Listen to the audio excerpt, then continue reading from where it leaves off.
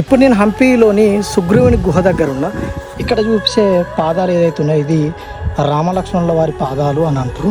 ఇక్కడ కాస్త ముందుకెళ్తే సుగ్రీవుని గుహ అయితే వస్తుంది. అయితే రామాయణంలో రావణాసురుడు సీతామాతను అపహరించిన టైంలో సీతమ్మ వారు తన జాడ కోసం ఆభరణాలు విసిరేసినప్పుడు ఈ గుహలోనే హనుమంతులు వారు దాచారు అని అంటారు. సుగ్రీవుడు ఈ గుహలో దాచారు అని అంటారు. చూస్తున్నారు కదా గుహ.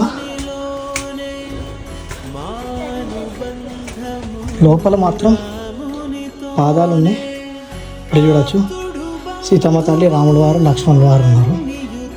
చూస్తున్నారు కదా.